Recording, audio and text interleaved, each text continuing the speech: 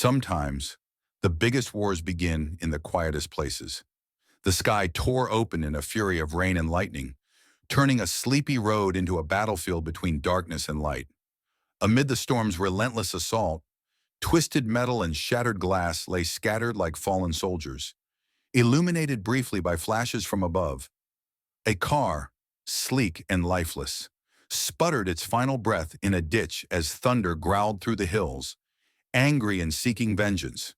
From the shadows of an old garage, weary eyes watched the chaos unfold a storm, bringing more than just rain, carrying secrets and betrayal in its howling winds. Hands calloused by time tightened around an old wrench, knuckles white, heart heavy with a history of dreams deferred. The air crackled, electric with the promise of confrontation. A single choice was about to ignite a fire, challenging the powerful, resurrecting lost legacies, and proving once more that even the smallest spark could change everything. Samuel Sam Harlow couldn't recall the last time he'd felt the wind rip so fiercely through the pines along Highway 16. Even for the back roads of Rustwood, Tennessee, where fierce storms and swirling winds were as common as dusty pickup trucks, this sudden tempest was extreme. The sky had cracked open just after 5 p.m., unleashing sheets of rain across farmland and old homesteads long deserted. Sam was on his way back from a supply run for his small garage, Harlow's Auto and Salvage, when he noticed an older sedan turned upside down near a shallow ditch. He pulled over, heart pounding. Gravel sprayed beneath his tires as he stomped the brakes. The overhead lamp of his battered tow truck flickered, threatening to go out with every crash of thunder. Jumping out, Sam shielded his eyes with a hand, the wind lashing raindrops sharp as needles against his face. A battered suitcase lay spilled open on the roadside, clothes strewn across the soggy grass. The car, an Oldsmobile from the 1980s, was perched precariously on its roof, windows shattered. Through the gloom, he spotted movement inside. Sam called out, but the wind swallowed his voice. Without hesitating further, he yanked the driver's door open, an awkward maneuver given how the car lay pinned. Inside, a gray-haired man in his 70s was strapped upside down, trembling, blood on his brow. "Sir, can you hear me?" Sam yelled, wrestling with the seatbelt. The old man rasped, eyes half open. Sam's heart hammered. He needed to get him out before the car shifted or gas leaked. With careful force, Sam cut the seatbelt using the utility knife he always kept in his pocket. The man slumped into Sam's arms, disoriented but alive. Grunting under the weight, Sam pulled him through the broken window, ignoring shards of glass slicing at his forearm. Lightning illuminated the scene like a macabre photograph.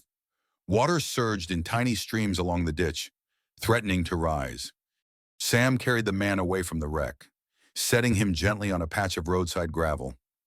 "Stay with me," he murmured, checking the man's pulse. The man coughed, eyes flickering open in confusion. Sam let out a shaky breath. He was grateful the stranger seemed alert enough to form words. In the distance, a tall oak groaned under gusts of wind. Sam rummaged in his truck for a first aid kit. Rain pummeled him from all sides, plastering his dark hair against his forehead. After bandaging the man's head wound, Sam quickly phoned 911. But the storm was wreaking havoc on phone lines. The call dropped twice. Eventually, he got a scratchy response from the operator, who promised to dispatch help. Sam's hands trembled from the cold and adrenaline. Minutes later, an ambulance's faint siren approached over the howling wind. Sam flagged it down, helped the responders lift the old man onto a stretcher, and watched them drive off into the chaotic storm. He exhaled, relief washing over him, but the night wasn't done testing his resolve. As Sam climbed back into his truck, drenched to the bone, he noticed faint headlights blinking far down the lonely road. Someone else in trouble. Someone else needing rescue. He didn't realize that stepping on the accelerator this time would lead him to a stranger named Charlotte Reed, who would change the path of his quiet life for good. The battered tow truck creaked when Sam pressed the gas, headlights slicing through rain so dense it looked like falling sheets of slate. Twice. The flickering glow illuminated shapes in the distance that turned out to be nothing but wayward branches. Rustwood had always been a tough place to make a living, but Sam had grown used to it, the emptiness of the roads after sundown, the whistle of wind that sounded like ghosts calling from the abandoned auto plant outside town. Yet something about this night felt especially foreboding, like the storm itself held secrets. A mile past the ditch where he'd found the overturned Oldsmobile, Sam spotted a sleek black sedan on the shoulder, hazard lights flashing. It was the kind of vehicle one didn't usually see in a place like Rustwood, a streamlined design, tinted windows, and rims that still looked factory new. Sam slowed, then parked behind it. He turned on his overhead beam, cutting through the gloom enough to see the driver's door ajar. The storm hissed around him as he stepped out, calling, "Hey there, you all right?" He half expected to find an empty car, possibly abandoned. But as he approached, he saw the silhouette of a woman leaning against the seat, her posture stiff and tense. Rainwater streamed off the hood of Sam's jacket as he inched closer.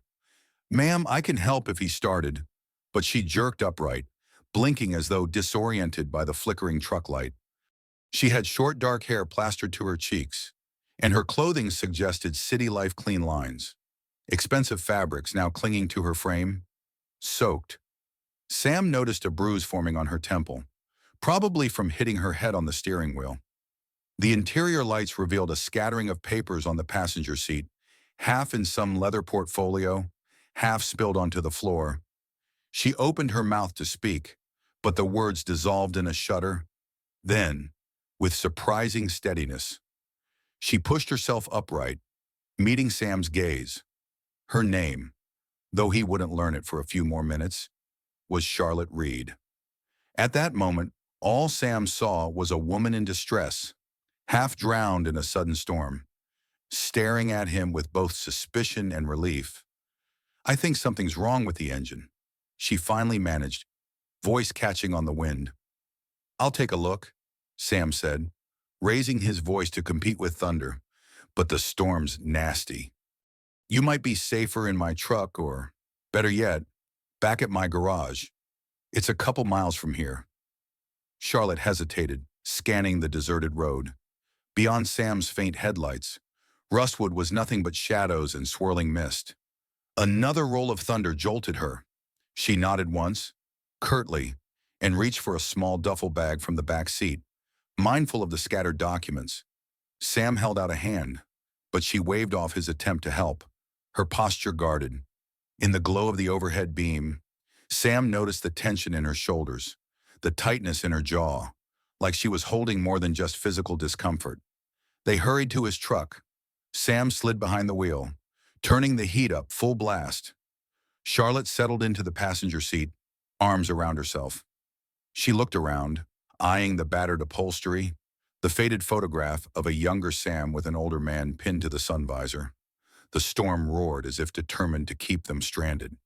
Sam eased onto the slick road, searching for a safe path.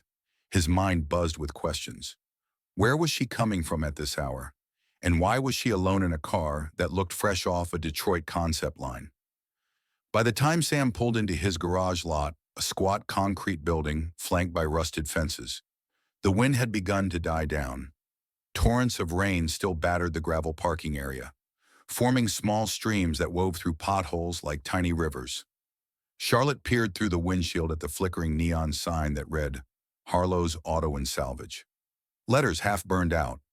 The place didn't look like much an old roll-up bay door, a single lamp near the office entrance, and a side shed full of salvaged car parts. But it was sturdy enough, and it was home to Sam. He parked near the entrance, letting the engine idle. Lightning flashed overhead, momentarily painting everything in stark white. Charlotte, lips pressed tight, rubbed her palms against her wet sleeves. Sam noticed her teeth were chattering. He killed the engine and hopped out. "We'll get you dry inside," he said, voice still raised to outmatch the noise of the storm. A single overhead lamp in the garage illuminated battered workbenches and rows of tools meticulously hung on pegboards.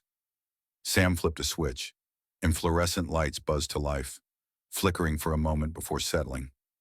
Charlotte stepped in cautiously, gaze sweeping over the scattered car parts, the faint smell of grease and coffee. She paused near an old family photograph tacked onto a corkboard, an older man in coveralls, smiling widely, with Sam looking about 10 years younger. She didn't comment, but Sam could see her curiosity. "Name's Sam Harlow," he said, offering his hand. "Used to be a race mechanic a long time ago. Now I mostly keep folks' vehicles running around here." She hesitated, then grasped his hand briefly. "Charlotte," she said, no last name provided. Her voice carried a subtle refinement, the kind that suggested she didn't grow up around Rustwood. "Thank you for getting me out of that storm."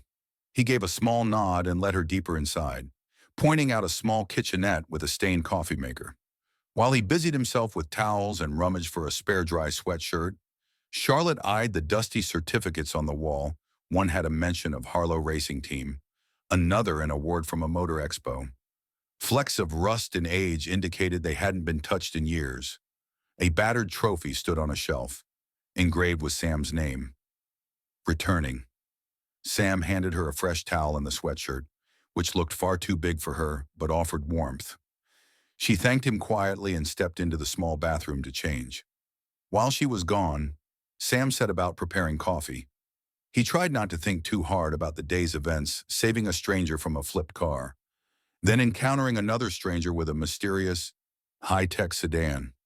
Odd coincidences, but maybe that's all they were. Glancing out the window, he wondered if the old man had made it safely to the hospital. When Charlotte emerged, wearing Sam's gray sweatshirt over damp leggings, she looked vulnerable but composed. She crossed her arms, either from cold or caution.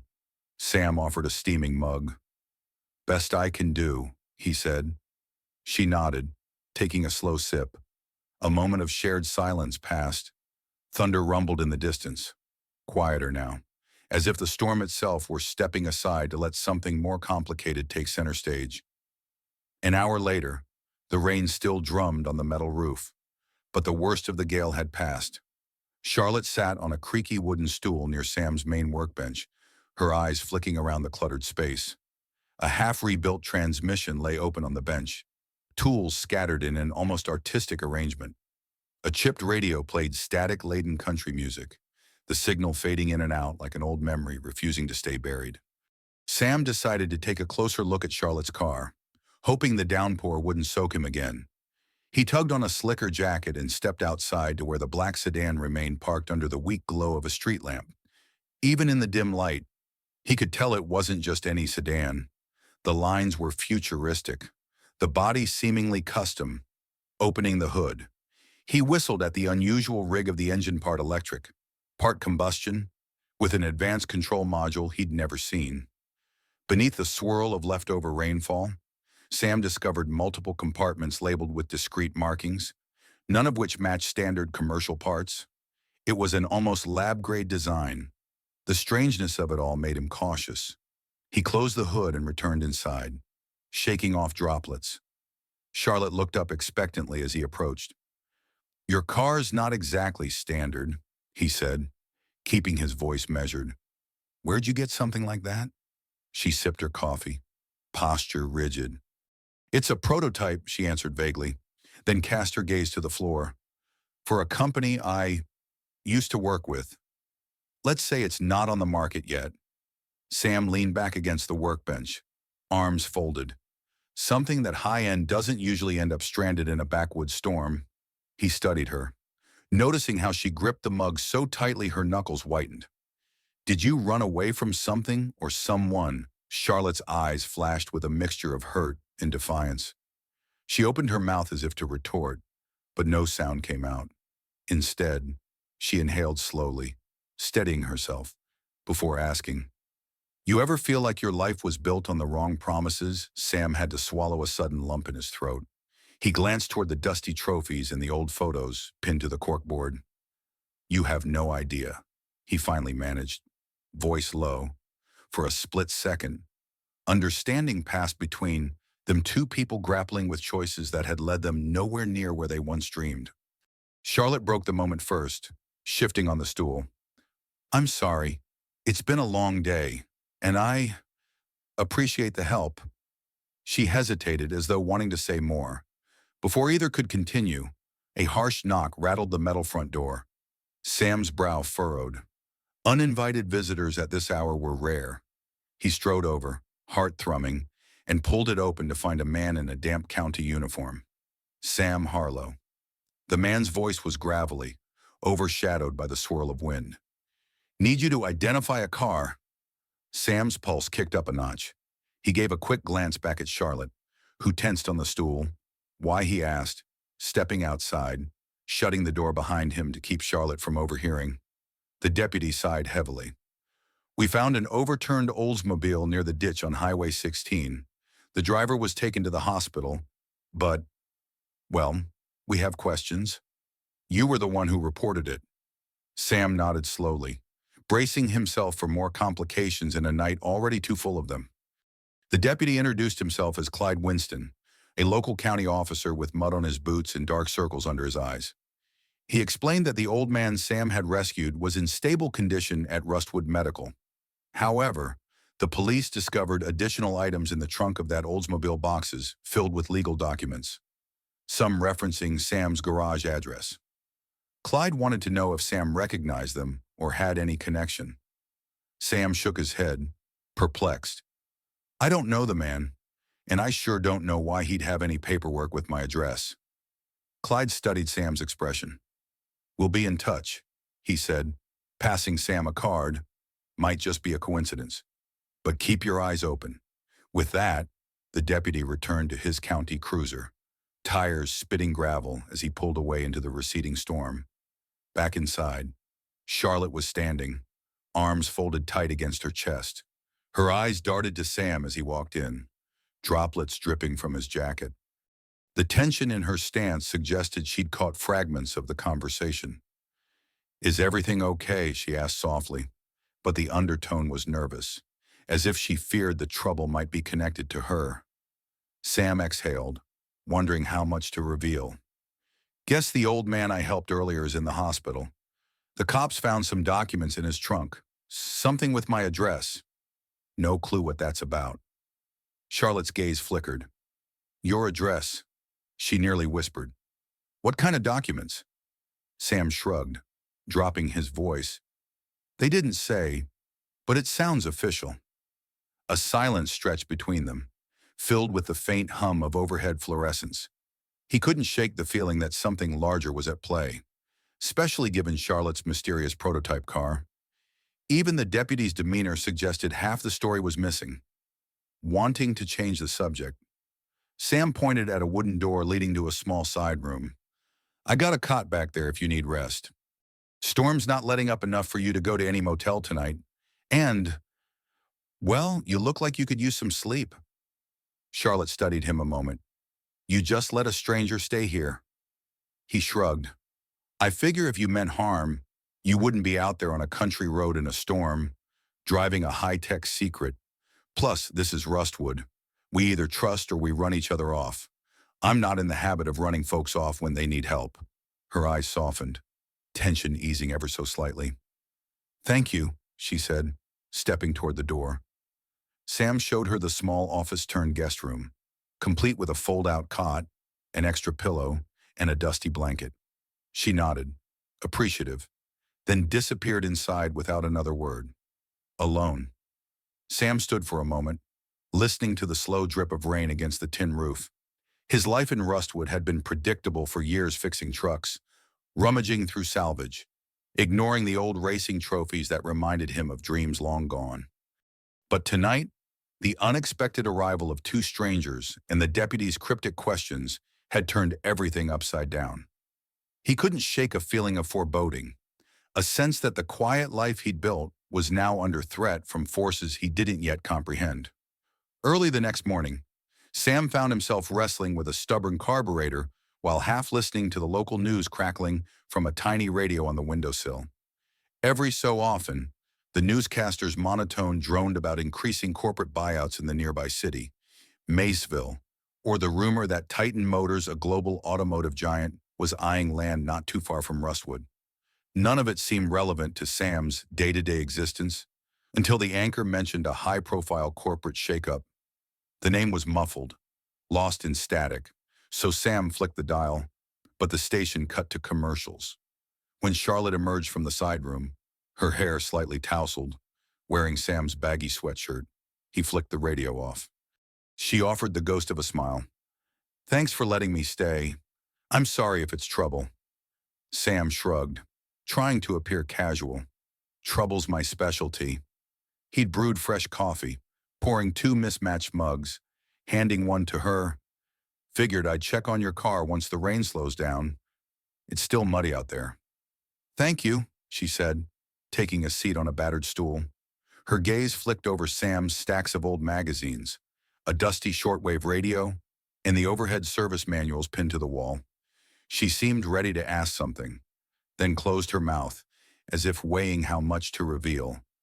Before the awkward silence could stretch too long, the garage door rattled open.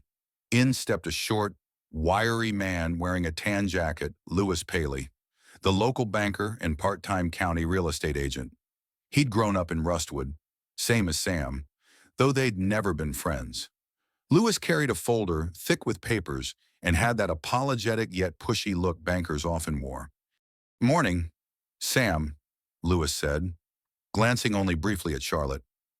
"We need to talk about the payments on your property lease. Hate to barge in, but the bank's not in a generous mood these days." He tapped the folder.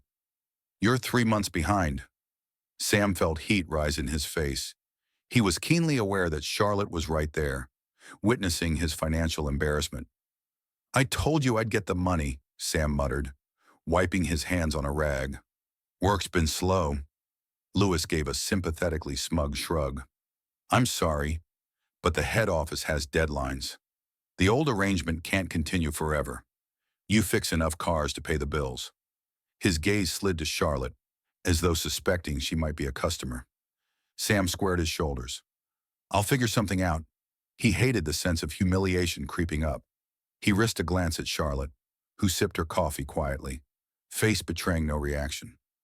Louis set the folder on a nearby workbench. "I can give you until the end of the month. After that, it's out of my hands. We'd have to move forward with repossession or find a buyer. I hear Titan Motors is sniffing around all sorts of rural properties. Might end up that they buy the land right under you." Charlotte's eyes flicked from Louis to Sam. Curiosity piqued. Sam's jaw tightened. "Right. End of the month. Then—" Louis nodded, throwing a final glance Charlotte's way as though he recognized something about her. But he said nothing. Turning on his heel and ducking out the door, the tension left in his wake hung heavy in the air.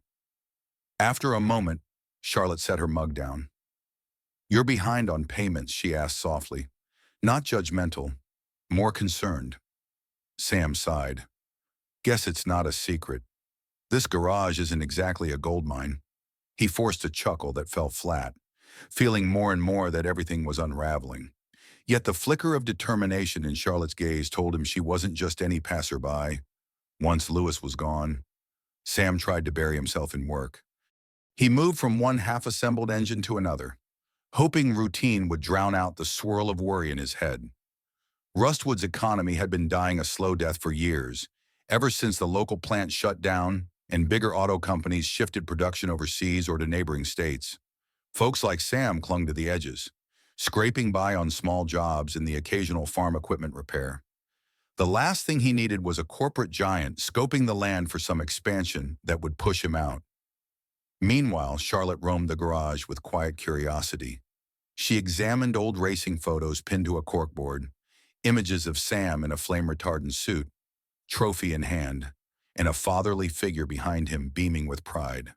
A swirl of conflicting emotions flickered across her face. Eventually, she ambled over to a corner where an old blueprint lay rolled up. "What's this?" she asked, hesitant but intrigued. Sam wiped sweat from his brow, peering at the blueprint. "That's an engine design I was messing with, back when I thought I'd do something big." He gave a short laugh. "Never really had the money or the resources to finish it. Just an idea for a more efficient hybrid system. Something to help farmers around here. Maybe. Nothing fancy." She unrolled it carefully, eyes sweeping the sketch diagrams. Lines of numeric scribbles and parted modules were laid out with surprising detail. This is advanced, Charlotte murmured. You said it's just for local folks, but it looks like it could scale if given the right materials. This is more than nothing fancy. She paused and brow furrowing. Mind if I ask how you learned to do all this? Sam shrugged. I grew up messing with cars. Dad taught me everything he knew. Spent a couple years on a racing team. Learned a thing or two about building engines. I guess I just never had the break to turn it into something real. He paused, glancing at her with mild suspicion. Why the sudden interest? Charlotte let out a slow exhale. Let's just say I know a bit about the auto industry and prototypes. She set the blueprint down gently. Your design has promise, a lot of it. Sam chewed the inside of his cheek. Well, it's not paying the bills. He tried to keep the bitterness out of his voice. The day's events, the near repossession, the cryptic deputy visit had him on edge. She surprised him by asking, if you could get the funding or resources, would you want to finish it? He blinked, not having expected such a direct question. Sure, but that's a pipe dream. The bank is breathing down my neck. I can't even keep the lights on some days. My best shot at real money was racing. But, well, that ended a long time ago. Charlotte's gaze lingered on him, something akin to empathy shining in her eyes. She said nothing more for the moment. But Sam had the distinct feeling that she was weighing possibilities in her mind, possibilities that might drastically change both their fates. Later that afternoon, the storm clouds finally began to disperse, leaving behind a muddy, sun-streaked road that glistened as if paved in liquid bronze. Sam took the opportunity to inspect Charlotte's black sedan in better light. He jacked up the front end, rummaging under the hood with an array of tools spread out on a tarp. Charlotte stood nearby, arms crossed, her expression focused. Some of these parts? I've never seen them in any commercial model, Sam remarked, shining a flashlight deeper into the engine compartment. They're so streamlined, like something from a high-end research facility. Charlotte avoided his eyes. It was part of a project that got sidelined, she said vaguely. I just took it on the road before everything was finalized. Finalized? You talk like you were the lead engineer, Sam joked, half expecting her to laugh.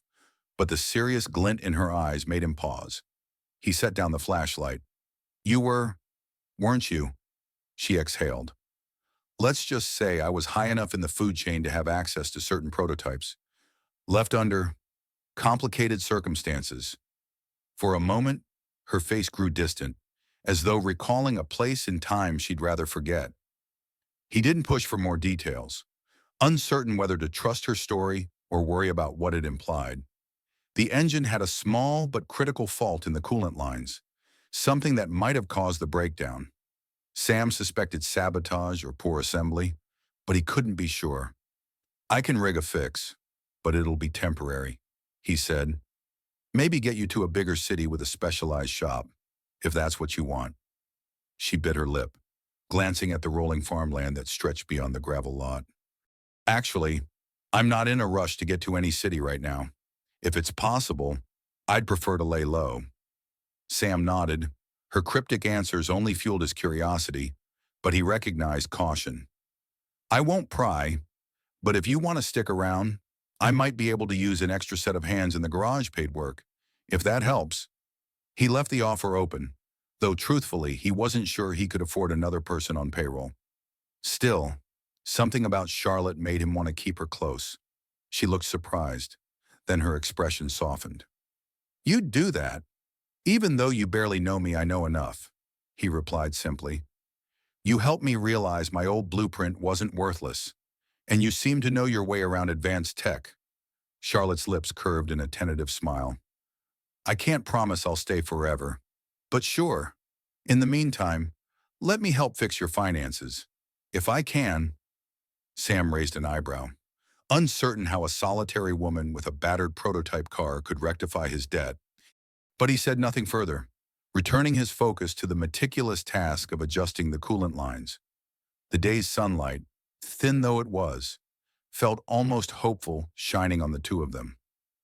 For the first time, Sam allowed himself a glimmer of optimism that the future might hold something other than repossession notices and lonely regrets. Just before dusk, they heard the crunch of tires on gravel outside the garage. Sam peered through the smudged window to see a rust-speckled sedan pulling up. From it emerged a tall, broad-shouldered man in a worn leather jacket. He had the stance of someone used to authority. The moment Sam opened the door, the man fixed him with a steely gaze. Sam Harlow. Right, his voice carried a faint accent Sam couldn't place. He extended a hand. Grant Caldwell. I'm with Titan Motors. A flicker of surprise crossed Sam's face. Titan Motors was an international behemoth rumored to be scouting rural properties. Charlotte appeared behind Sam, carefully staying half hidden in the shadow of the door. Grant's eyes flicked to her, registering mild curiosity. We've been driving around, talking to folks in the region, he continued, turning back to Sam. I heard you have a knack for innovative designs. Titan's exploring potential partnerships, maybe expansions.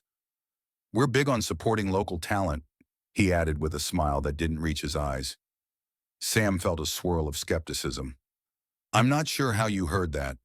I'm just a small-time mechanic, hardly the type to interest a giant corporation. Grant gave a casual shrug. We have our ways of gathering information. I know about your racing background, your attempts at a hybrid design. Titan is always looking for fresh ideas, sometimes from unexpected places.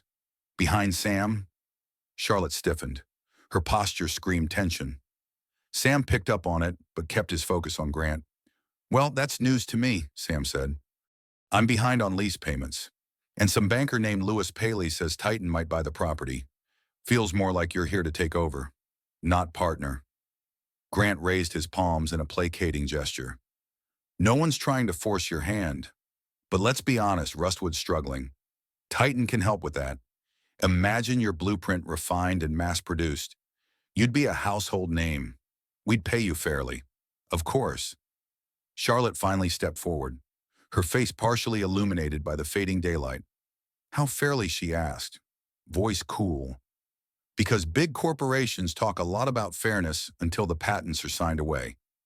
Grant arched an eyebrow, studying her intently. I don't believe we've met. No, she answered, not offering more. The tension in the air thickened. Sam sensed a confrontation looming, though he wasn't sure why Charlotte seemed so wary of Titan. She was, after all, the owner of an advanced prototype. Possibly from some rival group. Grant gave another thin smile. Well, if you change your mind about exploring an opportunity, Mr. Harlow, here's my card. He handed Sam a glossy business card with the Titan Motors logo. We'll be in the area for a few more days. Think about it. Without waiting for further response, Grant nodded politely and returned to his sedan. Sam and Charlotte watched him drive away into the twilight, each lost in separate but parallel thoughts. Sam had yearned for a break that could elevate his designs, yet he couldn't shake the unease radiating from Charlotte. Something told him that Titan's interest wasn't the blessing it pretended to be. That night, the garage was quieter than usual. Sam sat on the stoop out back, where the yard opened into an overgrown field littered with rusted auto shells. Fireflies blinked among the tall grass, and a faint breeze carried the scent of wet earth. Charlotte joined him after a while, wearing the same borrowed sweatshirt, arms wrapped around her knees. You seemed uneasy about that Titan guy, Sam ventured, glancing sidelong at her. Any particular reason? She gazed at the glimmering horizon of farmland, lips pressed together. Titan has a history of swallowing small innovators. I've seen their deals up close. She hesitated, then let out a slow breath. Look, Sam, I haven't been fully honest about my background. I was more than just an engineer at a company. I was leading a whole division. We were developing advanced electric hybrid systems. But internal politics got nasty. I left abruptly. Let's just say I'm not keen on letting another big player walk all over small operations with big dreams. Sam nodded, weighing her words. So you ran from them, or from a different corporation? She shook her head. Not from Titan specifically, but they operate in the same ways as the place I left. If they get your blueprint, You'll be sidelined, or at best, become a footnote in their annual report. They'll absorb your invention, rename it, and you'll have nothing left. A pang of worry coursed through Sam. He'd never considered that scenario in detail, but it made sense. So maybe partnership with Titan isn't the answer.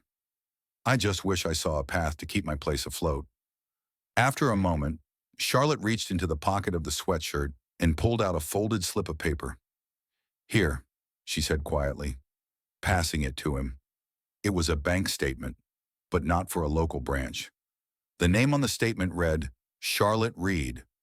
The balance was not enormous, but it was definitely large by Rustwood standards.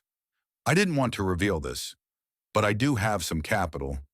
I got my severance out quietly before things got ugly, and I think it could help.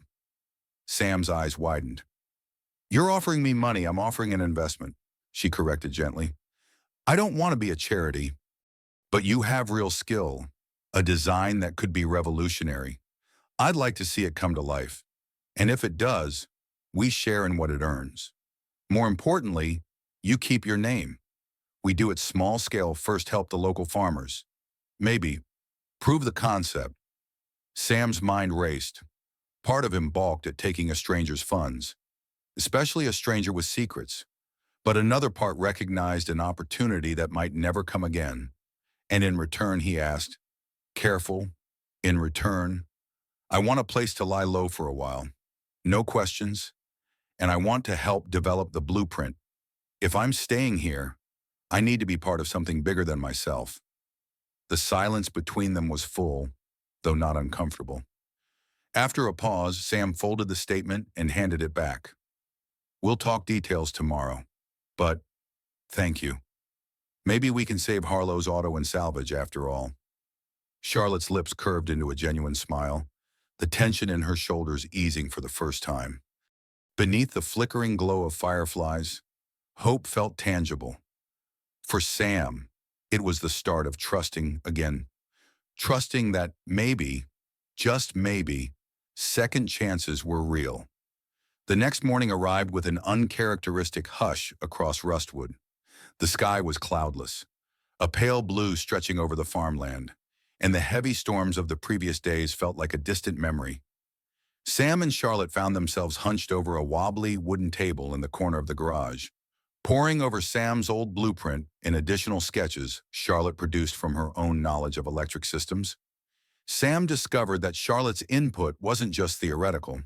She sketched out advanced battery modules, ways to convert the energy capture mechanism, and new control software that could turn Sam's rough concept into a stable hybrid. Each note she scribbled left Sam more convinced that she was the real deal, a brilliant engineer or executive or both, who'd somehow ended up in the backwoods of Tennessee.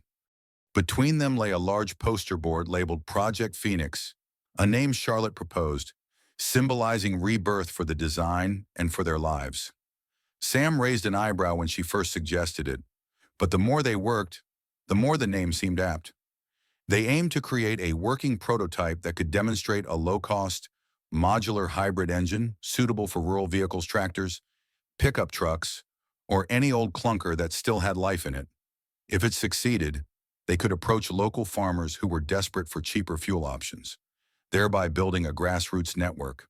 The plan felt ambitious, but not impossible. Amid their brainstorming, they heard a vehicle roll up outside. Sam tensed, worried it might be Lewis from the bank, or worse, Grant from Titan. But peering out, he saw a petite woman in her early 30s stepping from a dusty sedan. She wore business casual attire ill-suited to the region's muddy roads, and her eyes darted around as if expecting trouble. Charlotte stiffened, her face a sudden mask of caution. Friend of yours, Sam asked quietly. Charlotte set her pen down and walked to the open bay door. Vivian Kim, she called out, her voice carrying a note of tension. What are you doing here? Vivian exhaled in relief. Charlotte, you're a hard person to find, but I had to try. I saw the storm on the news and worried you might be caught in it. She approached, eyeing Sam warily. Who's this Charlotte introduced them? Vivian is my friend, former colleague, actually. She turned to Vivian, voice lowered. We agreed not to contact each other for a while. Vivian nodded, chewing her lip. I know, but things got worse after you left. The board's pushing forward with a total buyout from Titan.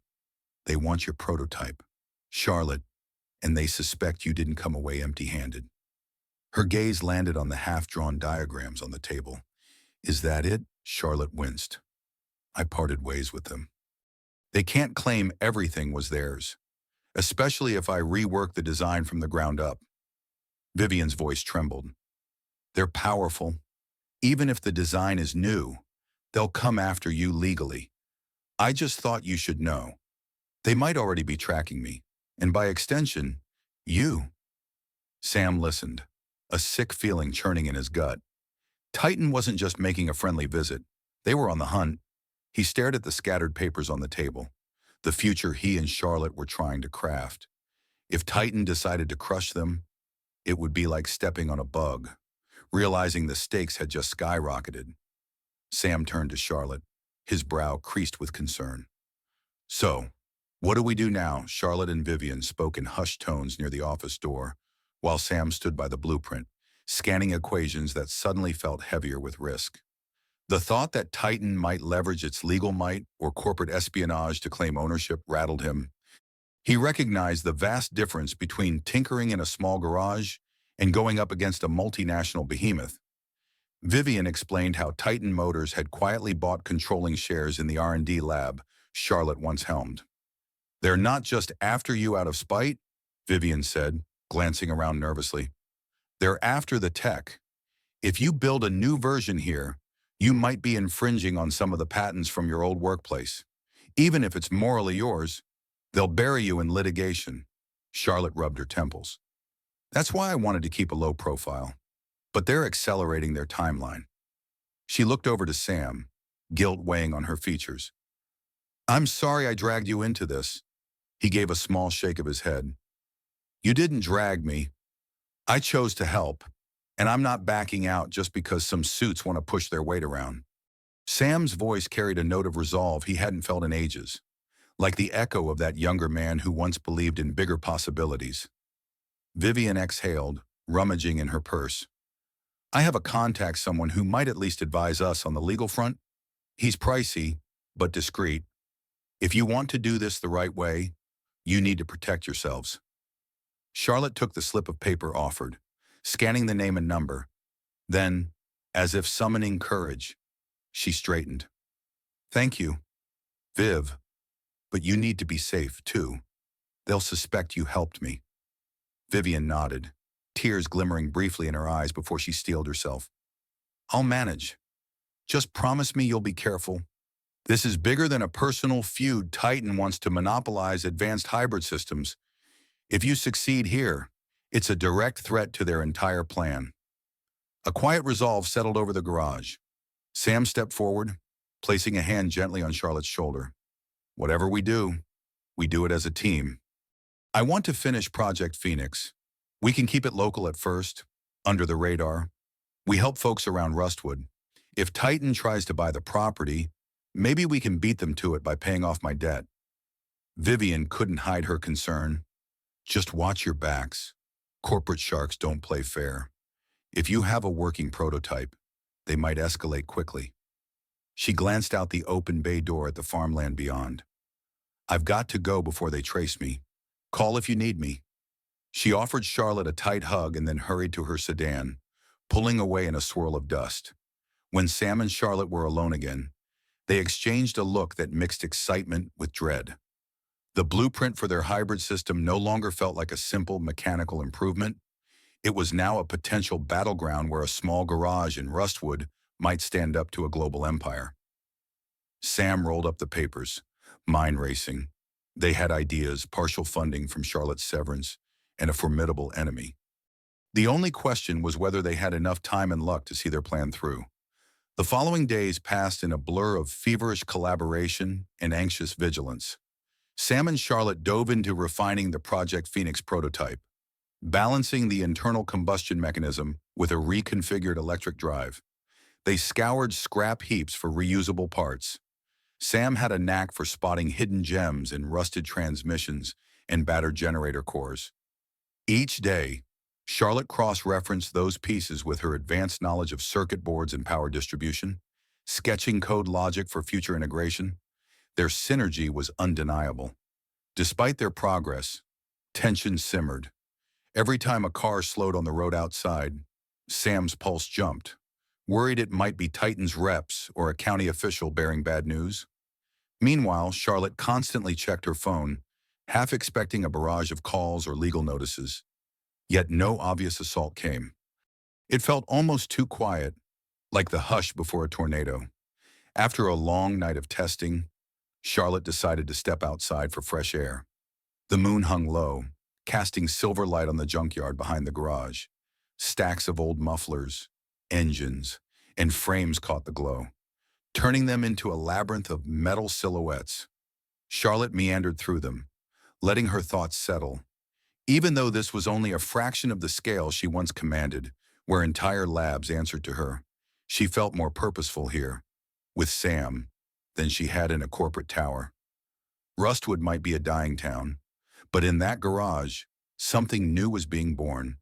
At some point, she heard footsteps crunching on gravel. She tensed, every nerve on alert, but emerging from behind a row of gutted pickups was Sam, carrying 2 steaming mugs of coffee. He extended one to her. "Figured you could use a break," he said, voice gentle in the hush of night. They sipped in companionable silence, the stillness broken only by a distant owl's hoot. Finally, Sam spoke. "I never asked about your family. Guess I don't even know where you're originally from." Charlotte stared into her cup. "I grew up in Chicago. Parents are gone now. Dad passed from cancer. Mom from heartbreak soon after. It was just me by the time I got serious about engineering." She gave a half smile tinged with sadness. "I guess after losing them, I put all my energy into building a career. It worked. For a while." Sam nodded, absorbing her words. "My mom died when I was young.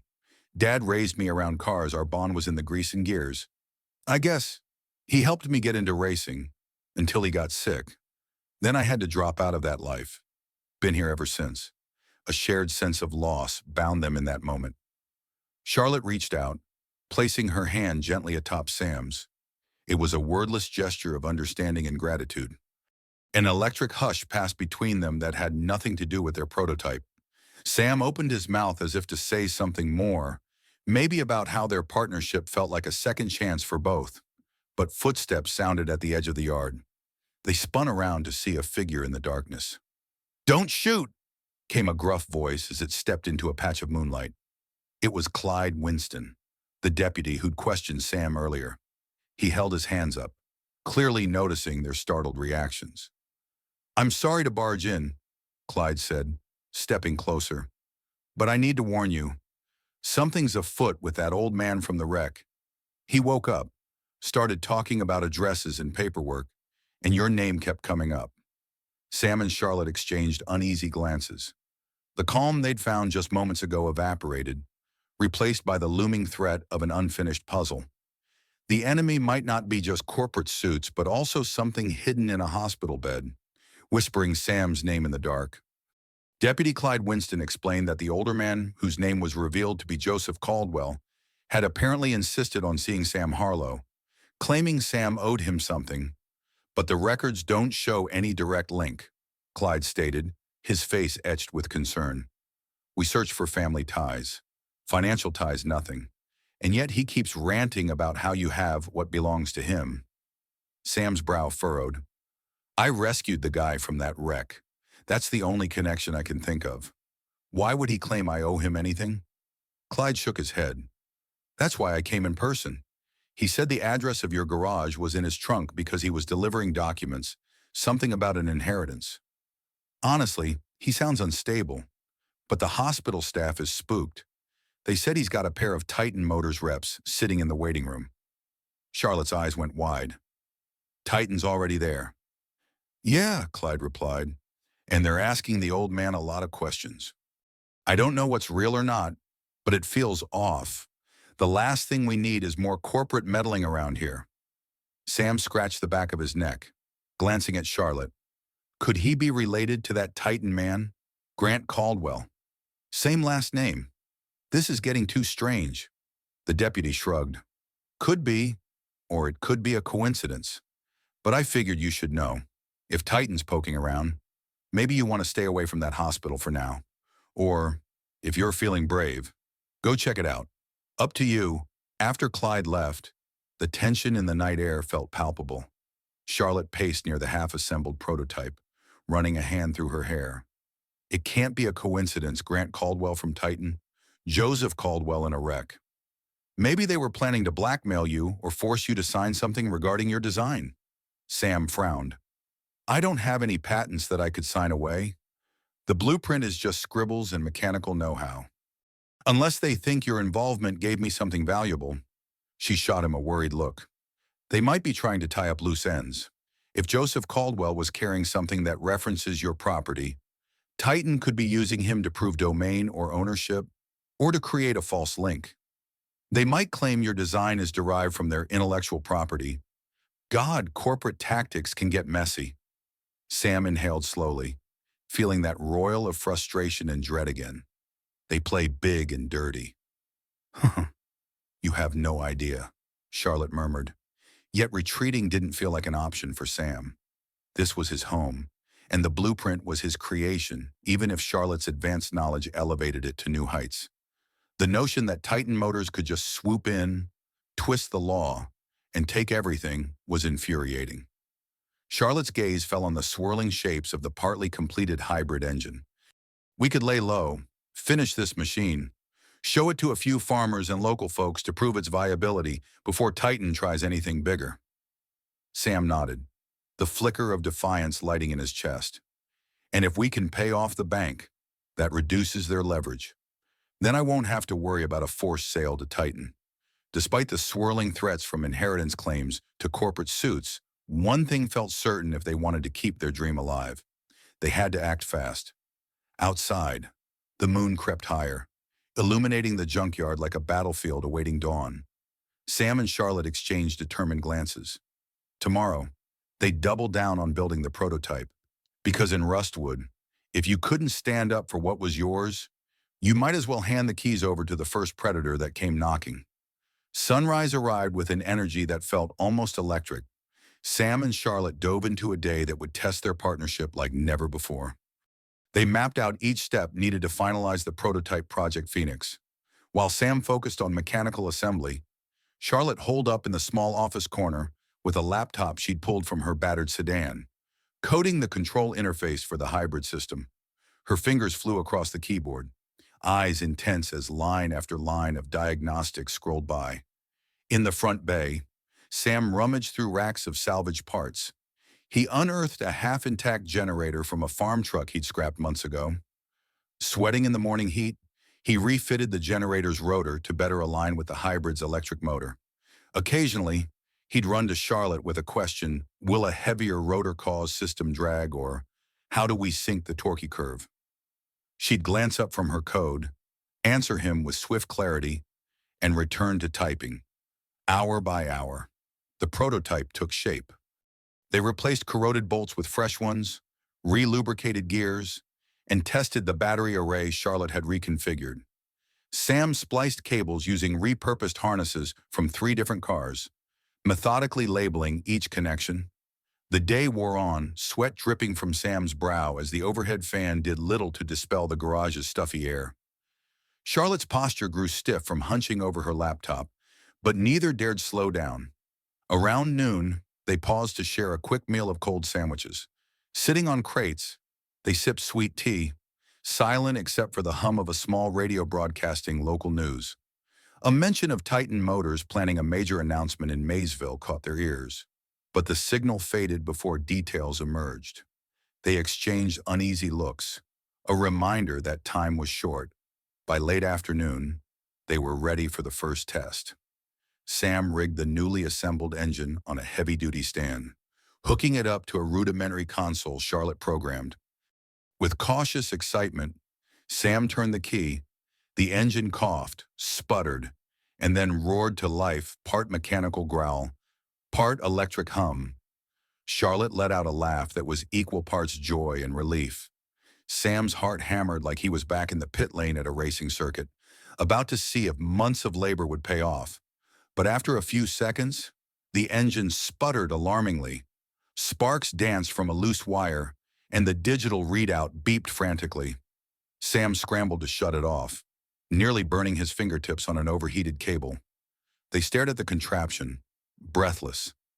Charlotte checked her code, scanning for errors, while Sam examined the wiring. Minutes ticked by as they hunted the problem. Eventually, they found a mismatch in voltage regulation, a small oversight with big consequences. As they corrected the flaw, a renewed sense of camaraderie took hold. This was real engineering, real innovation born not from sleek corporate labs, but from perseverance and synergy. When they fired it up again, the engine settled into a smooth whir, a balanced purr that felt almost alive. Sam's grin widened. Charlotte's face lit with a wonder he imagined she once held in boardrooms full of eager investors, only this time. The excitement was genuine, unburdened by profit charts. They shut the engine down, hearts racing, and enveloped each other in a spontaneous embrace. For a moment, there was no looming threat from Titan, no suspicious hospital revelations. Just the hum of Project Phoenix in the background, a testament to what they could achieve together. Outside, the sun dipped low over Rustwood, bathing the junkyard in a golden glow, as though silently applauding their efforts. They'd cleared a crucial hurdle, but the real battle for their invention and their future was just beginning. That evening, after the successful second run of Project Phoenix's engine, a celebratory atmosphere filled Harlow's Auto and Salvage. Sam rummaged in a mini fridge beneath the workbench and produced two slightly dented cans of cola, handing one to Charlotte. They clinked aluminum in a toast to the day's breakthrough. The engine's steady purr still echoed in Sam's mind, reminding him of the adrenaline rush he felt in his racing days. Charlotte, meanwhile, was beaming, her cheeks flushed with the satisfaction of solving difficult technical puzzles under challenging conditions. Amid their small celebration, Sam's phone vibrated on the counter. He glanced at the screen and saw the deputy's name, Clyde Winston. With a nod to Charlotte, he picked up. "Everything okay?" Sam asked, trying to tamp down the sudden unease that twisted his stomach. Clyde's voice was low and urgent. "Joseph Caldwell is awake and demanding to see you. Hospital staff said he's raving about some documents with your name on them. Titan reps are there too, asking a lot of pointed questions. Thought you'd want to know before this explodes." Charlotte set her drink down. Overhearing Sam's half of the conversation, when he clicked off, he relayed Clyde's message. Her brow furrowed. This can't be a coincidence. They might be trying to get Caldwell to sign statements that incriminate you or claim Titan's prior ownership of the design. Sam exhaled slowly. "I can't just ignore it. If Caldwell's telling some warped story about me owing him, it could bolster Titan's attempt to link me to their IP. Maybe I should go to the hospital, see what he wants." He paused in scanning Charlotte's face. "But is that walking right into a trap?" She pursed her lips. "It might be, but letting Titan control the narrative is just as dangerous. If you talk to Caldwell directly, you might learn the truth why he's been carrying your address around, and maybe you can preempt whatever Titan's cooking up." They mulled the risks in tense silence. Outside, the night was calm, the sky threaded with stars in eerie contrast to the storm of corporate maneuvers they sensed brewing. Finally, Sam grabbed the garage's spare keychain, slipping it into his pocket. "I'll head over now. Talk to Caldwell. If it looks dicey, I'll leave." Charlotte rested a hand on his arm. "I'm coming with you. Titan might throw legal jargon around, and I know how to handle that." He hesitated, uncertain about dragging her further into Titan's crosshairs, but the resolve in her eyes mirrored his own. "All right," he said, a slight smile tugging at his lips. "We face this together." They quickly locked up, leaving the partially assembled Project Phoenix prototype perched on its stand like an unfinished promise. The drive to Rustwood Medical took less than 10 minutes, but each mile felt weighted. Sam couldn't shake the sense that a confrontation awaited. As they pulled into the hospital parking lot, its fluorescent lights casting long shadows across half-filled spaces, his heart thumped harder. He glanced at Charlotte, who simply nodded, her features calm but determined. They were about to step onto a stage set by forces far bigger than a small-town mechanic and an ex-corporate engineer. But they carried one advantage: they had truth on their side, and they were tired of being pushed around by unseen hands. Inside the hospital, the fluorescent lights and antiseptic smell brought back unwanted memories for Sam of his father's final days and the countless hours waiting in sterile corridors. Charlotte strode beside him, scanning the signs leading to patient rooms.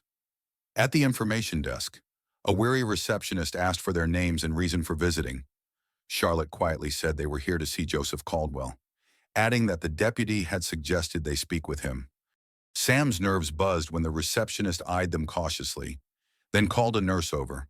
The nurse gave a polite but firm nod. Room 214. He's awake, but the doctor wants him calm.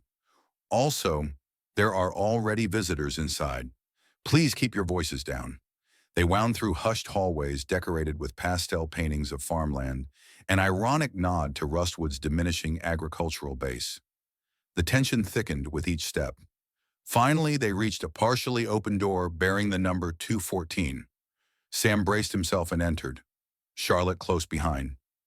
Joseph Caldwell lay propped up in bed, his head wrapped in gauze. He looked older than Sam expected, his face lined with age and stress. Standing to one side of the bed was Grant Caldwell, the Titan Motors representative who'd visited the garage. Another man in a well-tailored suit hovered close, presumably a Titan lawyer. Their conversation hushed the moment Sam and Charlotte appeared. Grant's eyes narrowed. Harlow. Didn't think you'd show up. I heard Caldwell wanted to see me, Sam replied evenly, ignoring the undercurrent of hostility. Is that a crime? Joseph coughed, turning his head toward Sam. His voice was raspy, but there was an urgency to it. You're Sam Harlow, the mechanic who pulled me out of that car wreck. Sam nodded. That's me. A flicker of relief crossed the old man's features. Then you must have the papers, the ones that fell out.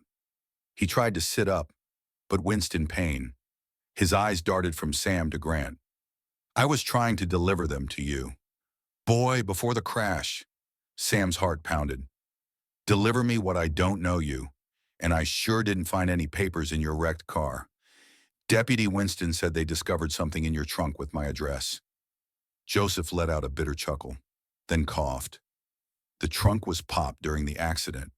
Must have lost them in the chaos. They're your father's designs blueprints he drafted years ago, part of an inheritance he left in trust. I only found them after your father.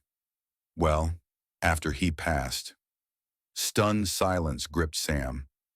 His father's designs. He remembered fleeting references to advanced engine concepts his dad toyed with, but that was decades ago. Why would you have them? Grant interrupted, stepping closer with a condescending air. Mr. Caldwell here was once involved in the same racing circuits as your father. He served as a caretaker for certain assets. But that's not why we're here, he said, looking at the old man pointedly. Joseph glared back. No, it's precisely why you're here. Titan wants to claim those designs. They know your father was onto something revolutionary enough to complement or compete with whatever they're developing. I tried to deliver them directly to you, Sam, so Titan wouldn't sink its claws in first. Charlotte shot a look of alarm at Sam. His mind raced, questions piling up. Why had his father never mentioned Caldwell explicitly? And how far would Titan go to stake a legal claim on tech they didn't fully own? The tension escalated palpably. Each person in the room braced for whatever revelation might come next. Grant Caldwell made a show of checking his watch, then fixed a cool stare on Joseph. You're confused. Old man, Titan has no interest in stealing from a garage mechanic. We simply want to ensure any IP relevant to our ongoing research is handled appropriately. His gaze shifted to Sam, dismissive. Your father's so-called designs might be interesting relics, but they're incomplete. Titan has the resources to develop them properly if they're even viable. Sam felt a surge of anger. That's my father's legacy we're talking about, not something for you to buy or bury. Joseph propped himself up on an elbow, grimacing. Kid, your dad and I had our differences, but he tasked me to deliver those designs if anything happened to him. I failed to do it in time. Maybe if I had, you wouldn't be in this mess. Charlotte stepped forward, voice tight with controlled indignation. This is about more than a stack of old papers. Sam has his own blueprint, one he's refined. If Titan merges it with what Sam's father created, they'll claim prior art or some nonsense to overshadow Sam's ownership. Grant's lawyer, a man named Mendelson according to his lapel pin, lifted a hand. Let's calm down. Titan is prepared to offer compensation. If these designs are as revolutionary as you believe, we can pay handsomely for the rights. That's a win-win. Mr. Harlow can settle his debts, Caldwell can be done with his meddling, and everyone benefits from Titan's mass production. Joseph shook his head, the movement trembling. He entrusted me to pass those designs on so Sam could do what his father never had the means to finish. Not so they could vanish into some corporate vault. Grant rolled his eyes, stepping away to check his phone. Well, time's ticking. We've got a press conference in Maysville tomorrow. Titan is unveiling a new prototype. If you folks want a seat at the table, now's your chance. Sam's thoughts whirled. The mention of a press conference sent alarm bells ringing. He recalled the radio snippet about Titan's big announcement. They might be planning to unveil their own version of a hybrid system potentially integrated with stolen concepts, or at least parallel enough to overshadow Project Phoenix. If Titan launched first, Sam's groundbreaking work would seem derivative, making any legal fight an uphill battle. Charlotte's eyes met Sam's, a silent agreement forming. They had a functioning prototype back at the garage, built on top of Sam's design and her improvements. If Titan was about to claim something similar, they needed to prove publicly and quickly that Sam's system existed independently and possibly even outperformed Titan's. But that required unveiling Project Phoenix on their own terms, not quietly out in the farmland.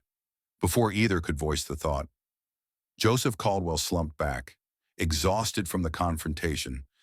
Boy, he rasped, the day your father died, he whispered that you'd find a way to do what he couldn't.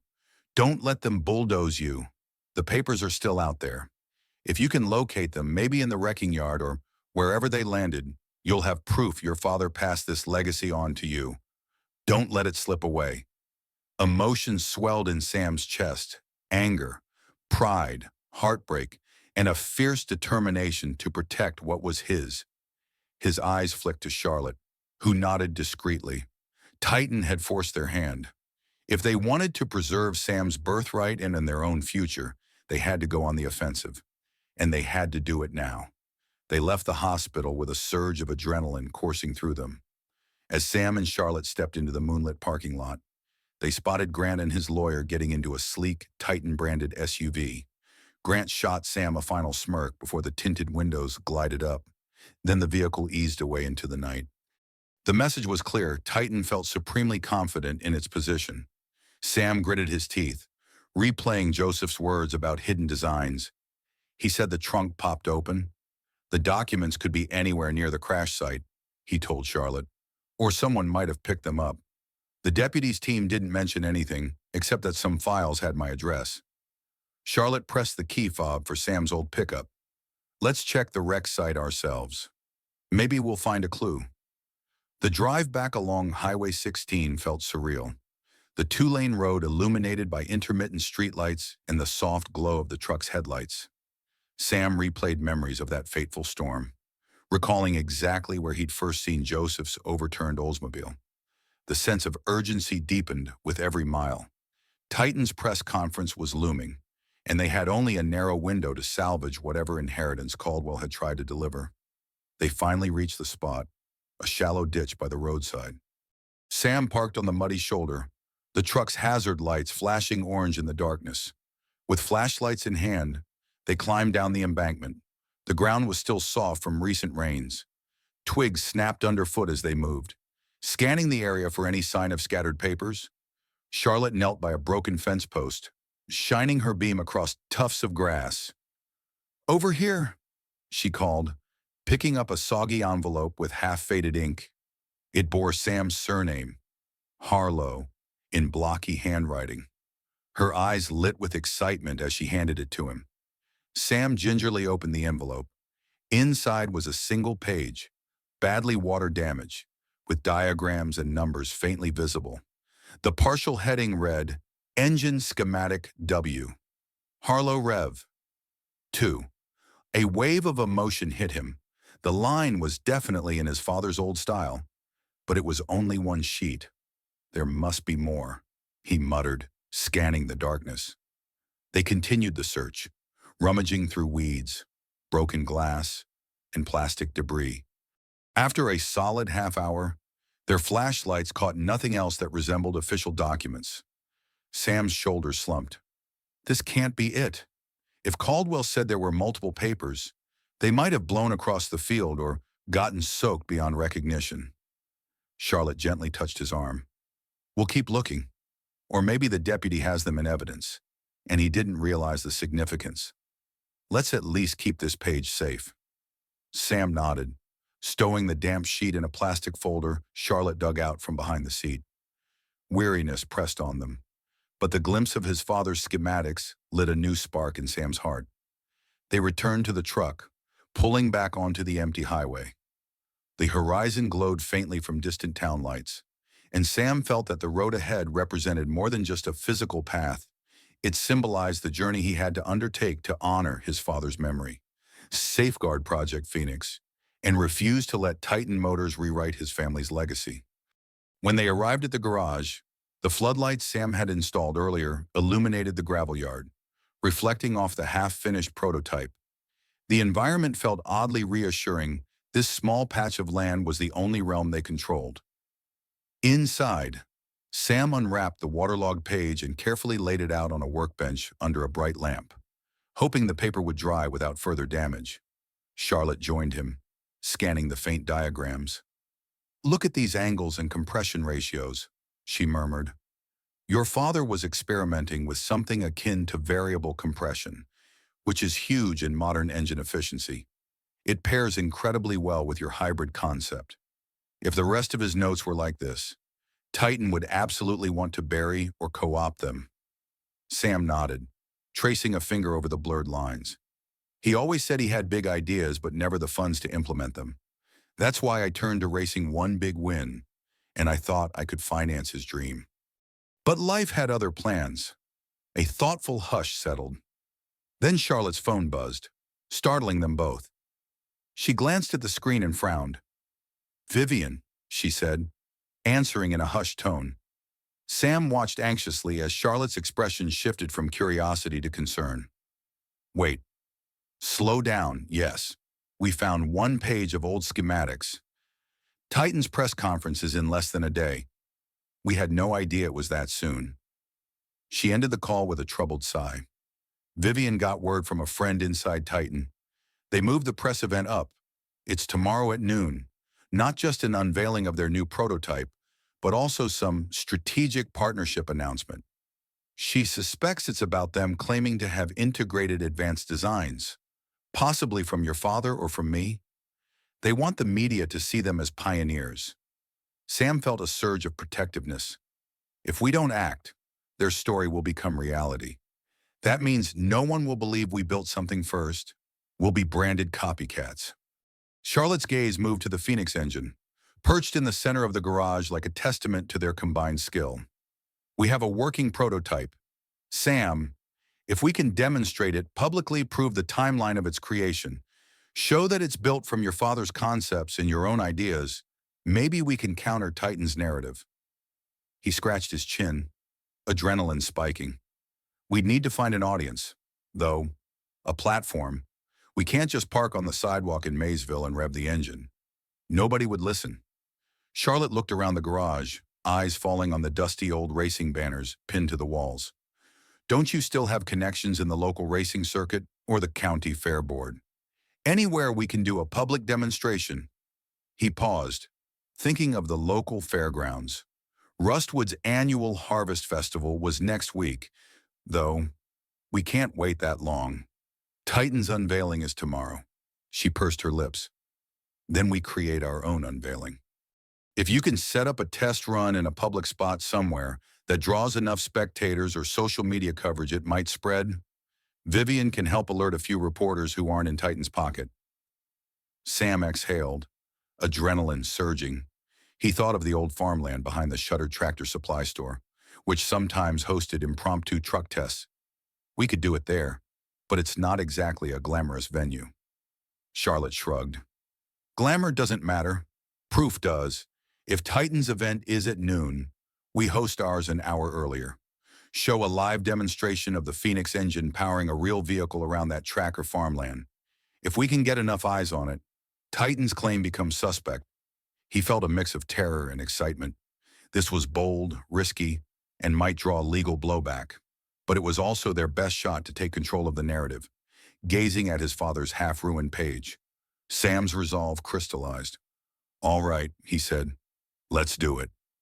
We'll finish Phoenix, mount it into a truck tonight, and go public tomorrow morning. Titan wants a fight, they'll get one. Thus began a nocturnal marathon. They needed a sturdy vehicle to house the Phoenix engine for a public demo. Sam scoured the garage's salvage yard until he found a battered '98 Ford F-150 with a decent chassis. The body was riddled with dents, but the frame was solid. Together, he and Charlotte rolled it into the main bay, pushing aside other half-finished jobs. Under flickering fluorescent lights, they tore out the old internal combustion engine and prepped the frame for Phoenix. Welding sparks flew in bursts of blinding orange as Sam reinforced the mounting brackets.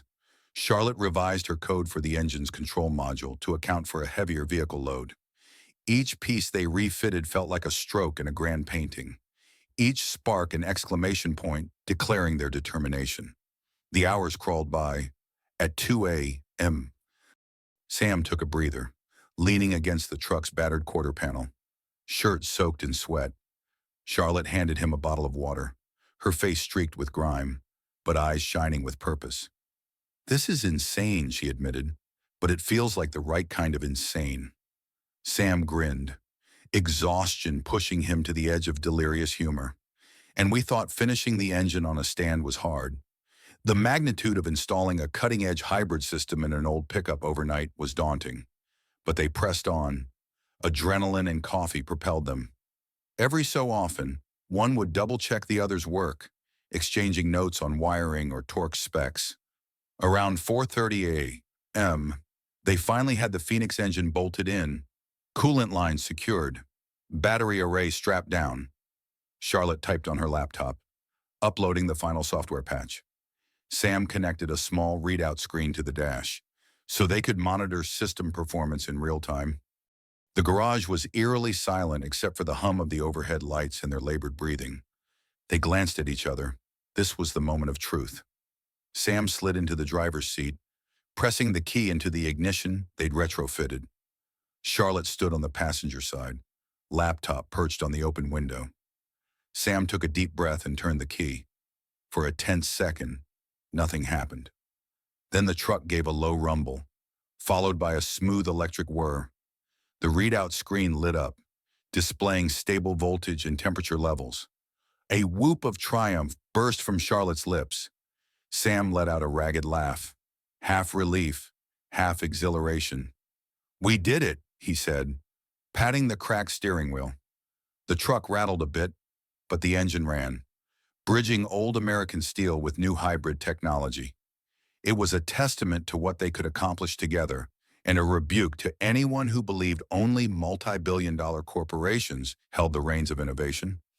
They let the engine idle for several minutes, testing gears and scanning for leaks. Satisfied, Sam shut it off. He swiveled in the seat to face Charlotte. "Now we make it public. I'll call a few folks from the local press and the farmland co-op. You contact Vivian for any outside media. If we get enough eyes on us by 11 a.m., Titan's noon event might be overshadowed." Charlotte nodded, biting her lip, a mixture of excitement and dread swirling in her eyes. No turning back now. Let's show them what a small town with a big heart can do. The sun was just beginning to lighten the sky beyond the garage's windows. They had less than 6 hours to pull off an unveiling that could alter the trajectory of their lives. At dawn, Sam and Charlotte emerged from the garage, blinking against the pale morning light. They'd barely had time to wash off the grease and soot from their marathon session. While Charlotte grabbed a quick shower in the tiny bathroom attached to the office, Sam made phone calls, leaving voicemails for the local paper's editor, a small radio station, and 2 or 3 folks he knew in the farming community who were active on social media. He kept the message simple. We've got a breakthrough in hybrid engine tech, demonstrating at the old farmland track near Rustwood's tractor supply store at 11 o'clock sharp. This is Big B there. Charlotte, hair still damp, joined him in the office. She texted Vivian launching Phoenix at 11 a.m. local time. Bring any reporters who can come. Titan's event is at noon. Let's beat them to the punch. The phone pinged seconds later with Vivian's reply. On it. Good luck. They fueled up on instant coffee and a couple of stale donuts from the corner gas station before driving the newly modified Ford pickup onto a flatbed trailer. Sam's old truck towed it. He didn't want to risk road testing the hybrid system in traffic before the big reveal. The farmland track they had in mind was a rough oval loop on private land.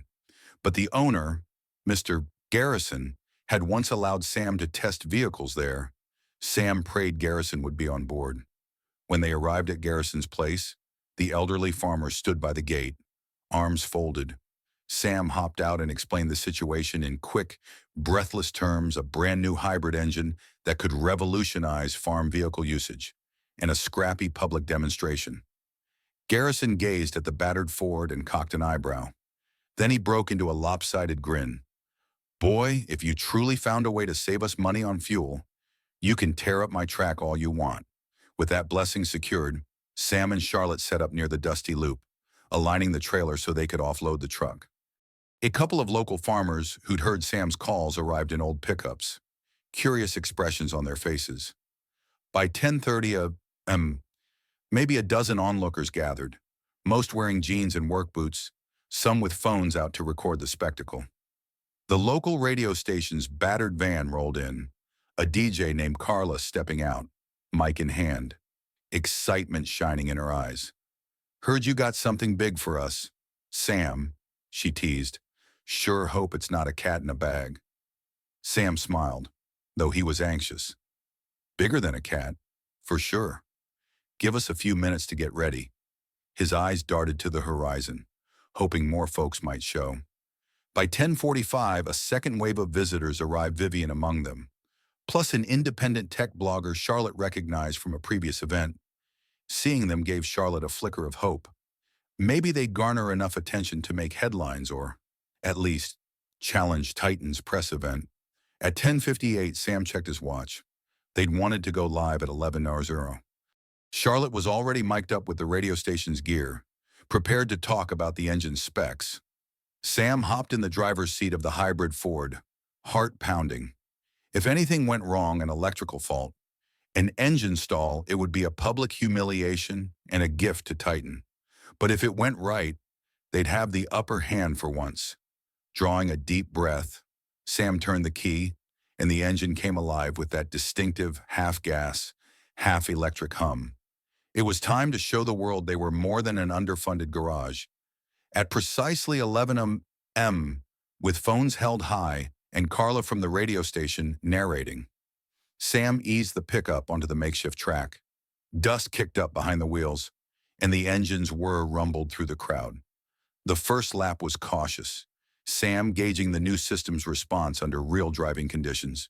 Then, as he gained confidence, he pressed the accelerator. To everyone's astonishment, especially Sam's, the truck responded smoothly. The transition between electric power at lower speeds and combustion assist at higher speeds was nearly seamless. A gasp rippled through the onlookers when the vehicle glided around the turn with surprising agility for an old F-150. Carla's microphone broadcast the sound of the engine, its unique hum a testament to the marriage of old and new technology. Charlotte stood at the edge of the track, laptop tucked under one arm, explaining to a small knot of reporters and farmers how the engine harvested kinetic energy during braking, feeding it back into the electric system. She also noted the possibility of running purely on electricity for short distances, perfect for farm tasks. Murmurs of approval ran through the crowd. Mr. Garrison, arms folded, nodded proudly, as if hosting the future on his land. Sam pressed the truck a bit harder, wanting to demonstrate power. The engine roared with a subdued but resonant tone less chaotic than a normal gas engine. A grin tugged at his face, adrenaline surging. He remembered the thrill of racing, the way it felt to be one with a machine. Today, that thrill carried an even deeper satisfaction. He was honoring his father's legacy, defying Titan, and maybe giving the folks in Rustwood something to root for. Suddenly, a different kind of roar split the air. Another vehicle, a sleek black SUV, came barreling down the dirt driveway, sending clouds of dust spiraling. Sam recognized it immediately, Titan's trademark tinted windows. As it skidded to a halt near the crowd, Grant Caldwell stepped out, followed by his lawyer Mendelson. They wore annoyed expressions, as if arriving to a party they hadn't been invited to. The mood among the spectators shifted, tension crystallizing like static electricity. Sam brought the truck to a stop. Sweat prickled on his neck, heart pounding not just from the test drive, but from the confrontation that now seemed inevitable. Grant's gaze swept over the assembled onlookers and fixated on Charlotte, who calmly approached with her laptop. Mendelson glowered, no doubt mentally drafting cease and desist letters. Grant lifted his voice so the crowd could hear. Quite a show you're putting on. Harlow. Too bad it's based on stolen concepts, the onlookers murmured, uncertain. Carla's microphone captured every word, broadcasting live to whoever was tuned in. Sam hopped out of the truck, fists clenched at his sides. Stolen. This is my design, my father's concepts combined with my own. We've been working on this for years, Grant smirked. Your father's concepts, which Titan Motors has a valid claim to through certain acquisitions. You're infringing on our IP. Sam, and you, he pointed at Charlotte, left your old company under suspicious circumstances. Don't think we won't dig up every detail. A hush fell across the spectators. Sam noticed the worried faces of local farmers, the curiosity in Carla's eyes, and the camera phones trained on them. The showdown was public, and Titan wasn't pulling its punches. But Sam and Charlotte refused to yield the stage they'd fought so hard to create. Charlotte stepped forward, forcing a composed smile. Mr. Caldwell, I'm sure you brought evidence of your so-called IP claims, right? Because we have time-stamped design logs, plus we've cross-referenced every component to ensure originality. Grant's lawyer, Mendelson, lifted a briefcase. We don't need to show you anything today. A judge can decide. Titan simply wants to protect its legitimate interests. Step aside before you dig yourself into legal jeopardy. He spoke loudly, ensuring the crowd heard the ominous threat. Sam glanced at Charlotte, then at the reporters who were recording. Perfect. Titan was revealing its bullying tactics in real time. You can sling threats all you want, Sam said, voice steady. But we built this prototype fair and square. The tension mounted.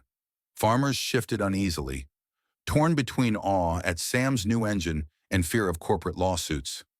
Carla quietly tried to maintain her broadcast, the microphone capturing every heated exchange. Grant seized the moment to try a different tactic. Tell you what, he said, letting false camaraderie slip into his tone. Bring your prototype to our press event starts at noon in Maysville. Show it side by side with Titan's technology. We'll let experts decide whose design is truly innovative and whose is just a cheap knockoff. He paused, flicking his gaze around the small crowd.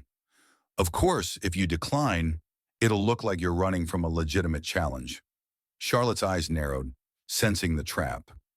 If they brought Phoenix to Titan's event, Titan could control the environment, the narrative, and potentially ambush them with legal documents. But refusing might seem like they had something to hide. Sam ground his teeth, torn between anger and strategy. He didn't like letting Titan define the playing field. A moment of silence stretched, cameras still recording. Then Sam's voice rang out, resolute. All right, we'll come. But on one condition, everything we do is recorded by independent observers. No behind closed doors manipulations or hush deals. Let the public see how Titan treats small innovators. Grant lifted a brow, his smirk returning. Fine. You have less than an hour to get to Maceville. Try not to break down on the highway. With that, he and Mendelsohn stepped back into their SUV, tires spinning as they sped off. A sense of stunned excitement and dread rippled through the onlookers. Carla from the radio station approached Sam, microphone in hand. You really gonna face them on their turf?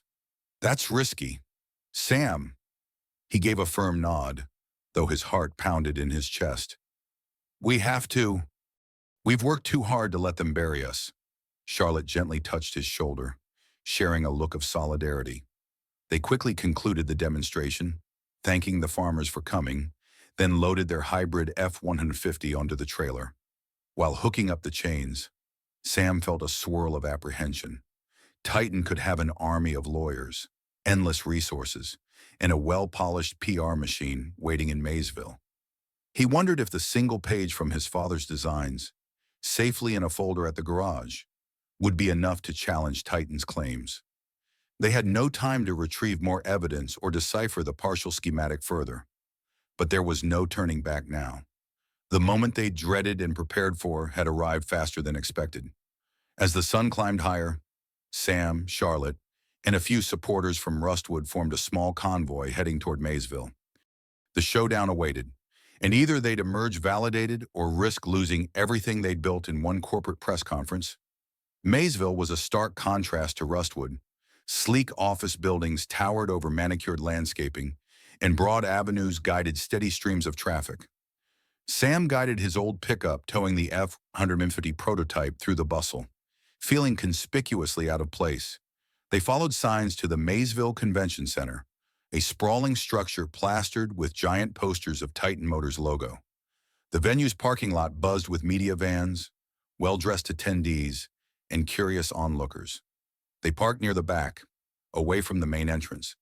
The massive Titan banner loomed overhead. Charlotte hopped out, surveying the scene.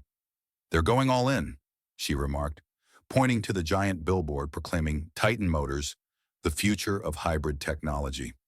Sam swallowed hard. He'd never seen an event of this scale up close, except maybe at professional races long ago. A cluster of Rustwood supporters, including Carla from the radio station, arrived shortly behind them. Carla had convinced her station manager to extend live coverage, while a couple of local bloggers scrambled to set up cameras. Sam felt a stab of gratitude. At least they wouldn't be alone in Titan's den.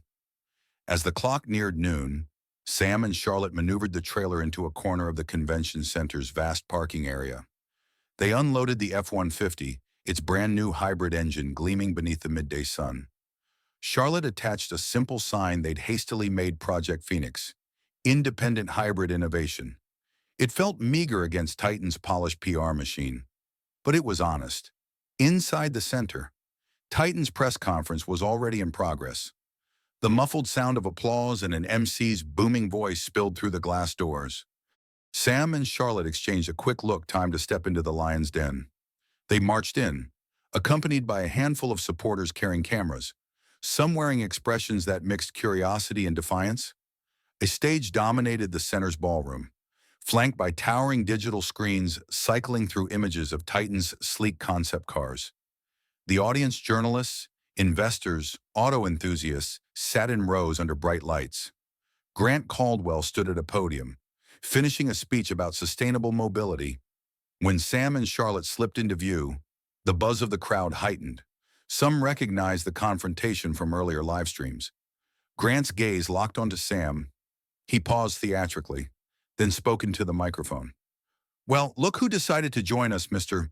Samuel Harlow and Miss Charlotte Reed. I believe a ripple of interest spread through the audience.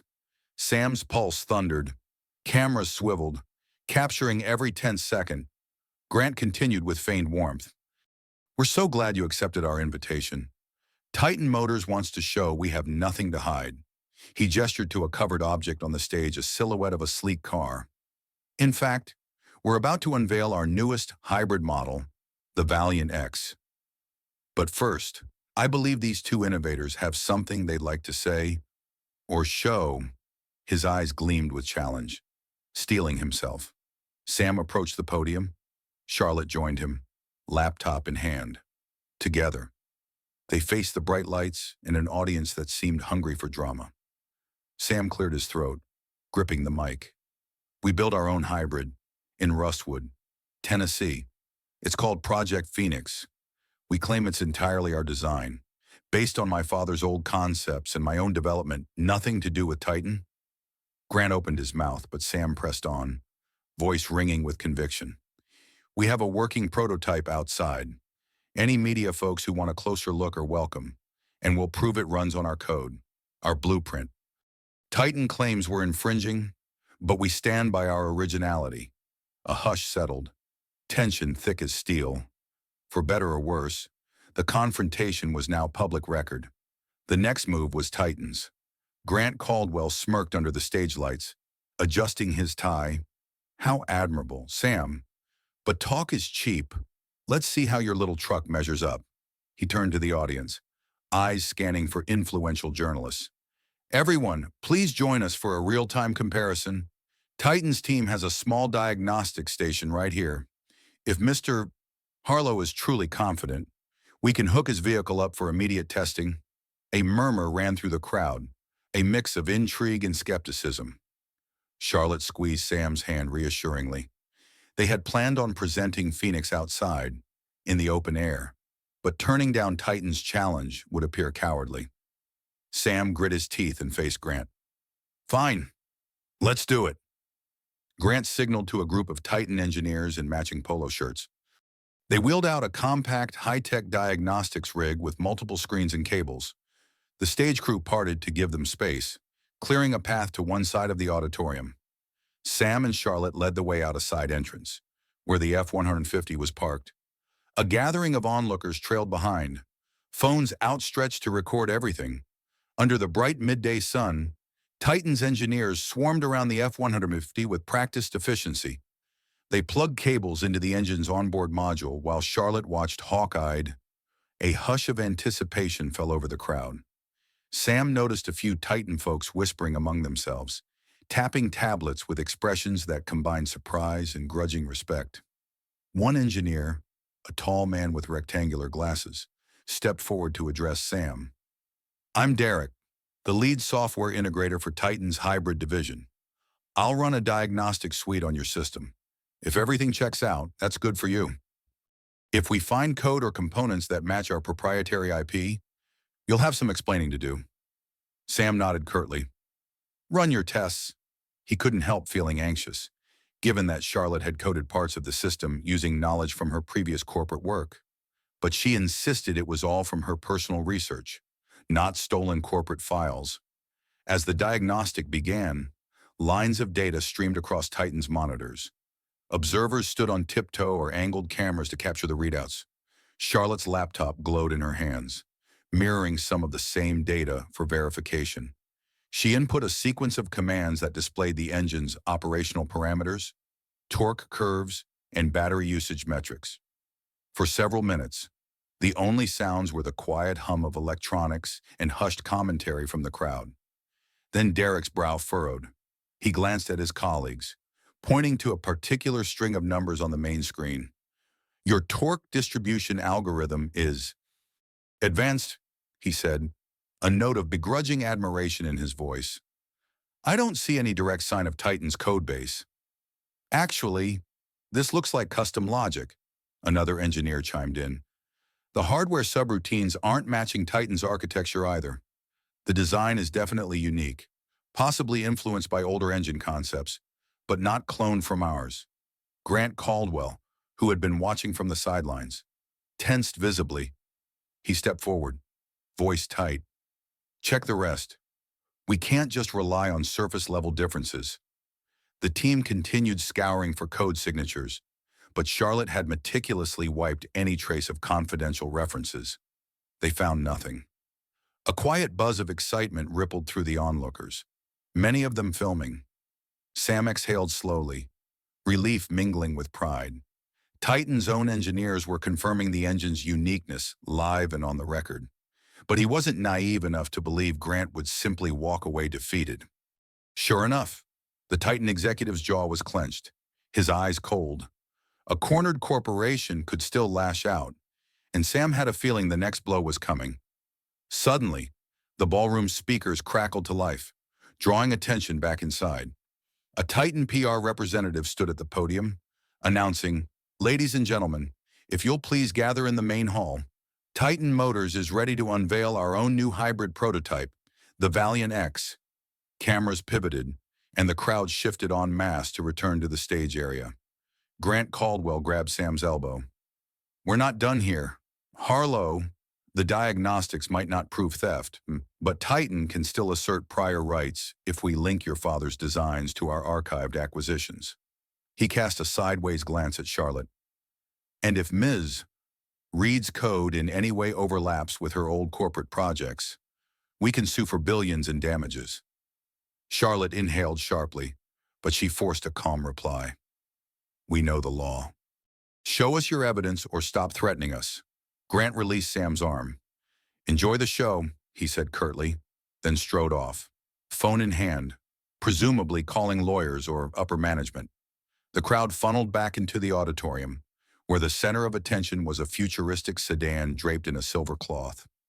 Sam and Charlotte found seats near the front, flanked by Carla from the radio station and a few Rustwood supporters. Overhead lights dimmed, dramatic music swelled, and a Titan executive in a tailored suit took the mic.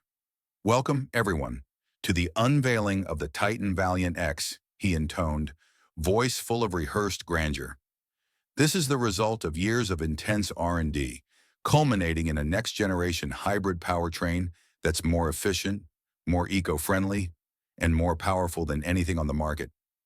On cue, two Titan engineers pulled the cloth away, revealing a sleek, polished sedan with aerodynamic lines. Cameras flashed and the audience applauded politely.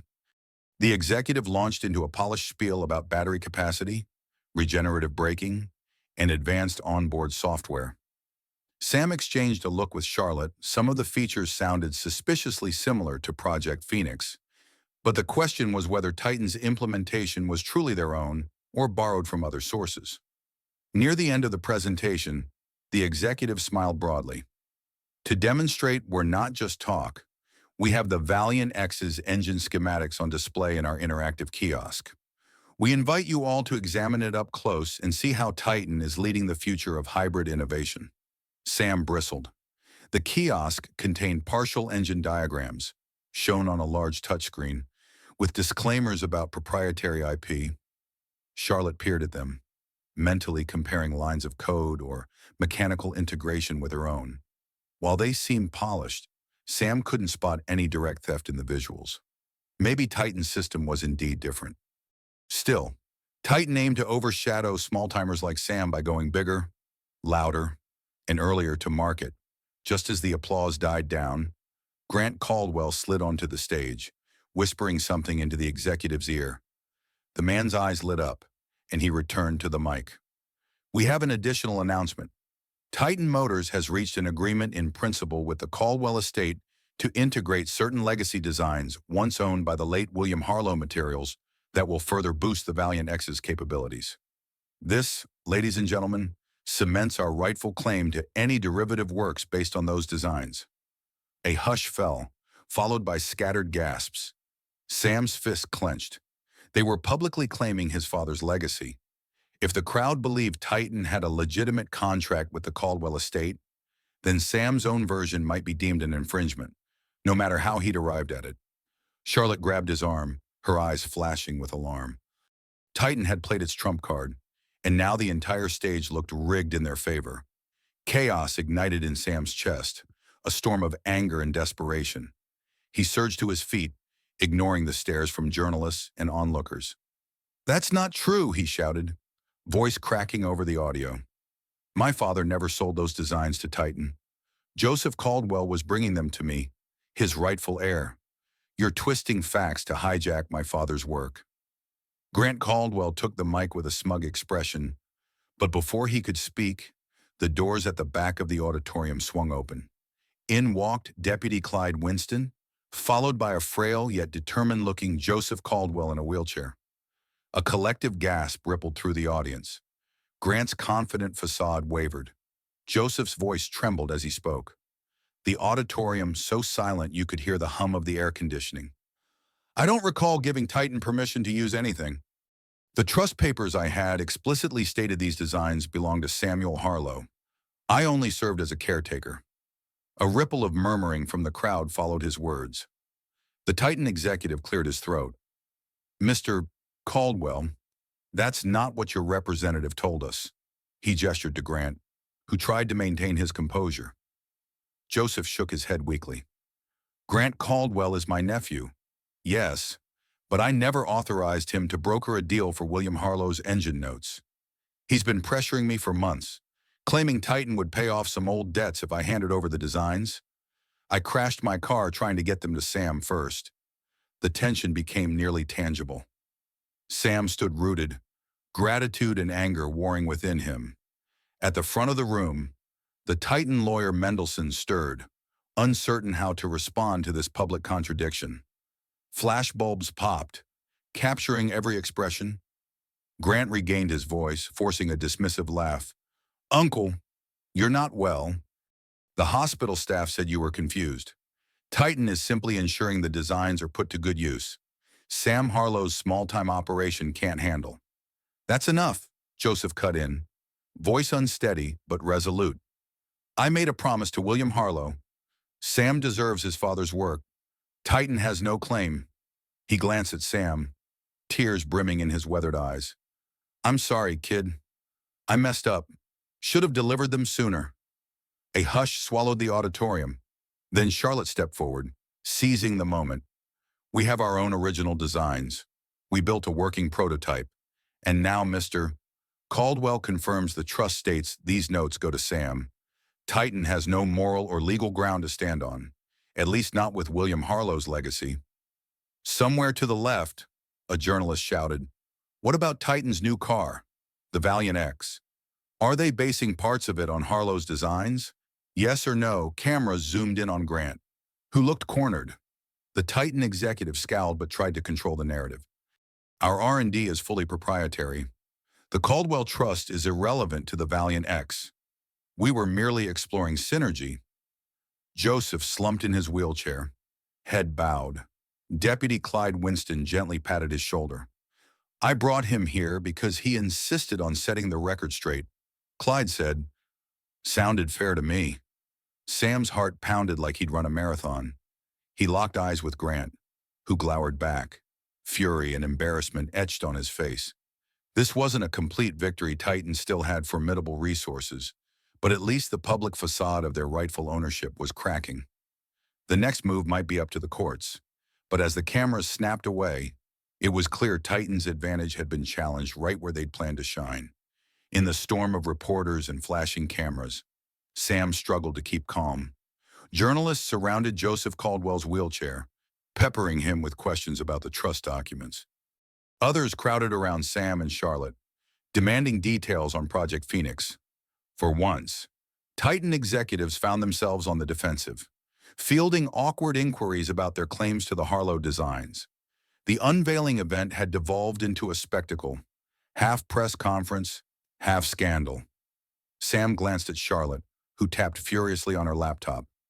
I'm uploading our design logs and a statement online, she muttered between keystrokes. If Titan tries to spin this in the media, at least the real story is out there. You built Phoenix without them. On the stage, the Titan executive tried to salvage the situation, announcing the Valiant X would still launch as planned. He emphasized Titan's vast resources, promising it remained the pinnacle of hybrid technology. Some reporters shifted attention back to the shiny sedan, but others lingered around Sam, who was explaining that he had an actual functioning model just outside. Carla from the radio station appeared at his side, mic poised. Sam, how do you feel right now? This is huge. Titan's being called out in public for overreaching. Any final words for our listeners? Sam paused, grappling with a swirl of emotions: relief, triumph, anger, lingering sadness over his father's legacy. I just want folks to know that innovation can come from anywhere. You don't have to be a giant corporation to have great ideas. Rustwood might be small, but we're proud, and I'll honor my father's work the way he intended. Thunderous applause erupted from some corners of the room, mingling with the hum of confusion. Seeing the tide turning against them, Grant Caldwell made one last, desperate move. He strode forward, raising his voice above the din. Harlow, if you want to settle this amicably, Titan is still willing to purchase your design for a generous sum. Think of how this money could help Rustwood. Sam froze. He felt the hush ripple through the crowd again. Charlotte, stepping beside him, frowned in disgust. We're not selling out, she said firmly. Especially not after you tried to strong-arm us. Grant's lips tightened, his charm replaced by naked frustration. Fine. We'll see you in court. Titan doesn't lose. He spun on his heel and marched off, the executive trailing him, the battered image of Titan Motors left behind in the lens of countless cameras. In the swirling chaos, Joseph Caldwell beckoned Sam over. His old eyes were soft now, full of remorse. Kid, I don't have much time left, but at least I finally did right by your father. He took Sam's hand, pressing something into his palm, a small, folded envelope. Found this in my jacket after the crash. Never got soaked. A letter your dad wrote. Should shed light on his final wishes. Sam felt his throat tighten. He thanked Joseph softly, tears stinging the corners of his eyes. The old man smiled, exhausted, then allowed Deputy Winston to wheel him away to a quieter corner, away from the glare of lights. Meanwhile, Charlotte squeezed Sam's arm. Their battle against Titan wasn't over, but a vital victory was won. The truth was out.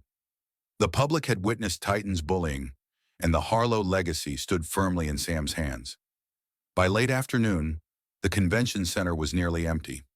Titan's glitzy stage was dismantled, the media vans gradually departed, and the bright posters touting the future of hybrid technology looked oddly hollow. Sam and Charlotte found themselves in the parking lot beside the battered but triumphant F-150, quietly decompressing from the day's whirlwind events. A handful of Rustwood supporters lingered, offering handshakes and words of encouragement. Carla from the radio station promised to air a special segment detailing the little garage that stood up to Titan. Even some curious onlookers from Maysville approached, congratulating Sam on not backing down. For the first time in a long while, Sam felt a sense of validation and belonging. His father's dream was no longer just a private burden. Joseph Caldwell had been taken back to the hospital, exhausted but content. Deputy Winston assured Sam that if Titan tried any shady maneuvers regarding the documents, local law enforcement would keep an eye out. It wasn't a perfect safeguard against a corporate giant, but it was something. Vivian, who'd been filming with her phone throughout, showed Charlotte the footage she planned to post online, hoping it would go viral enough to garner public support. Standing by the F-150, Sam finally opened the small envelope Joseph had pressed into his hand. Inside was a single page covered in his father's handwriting.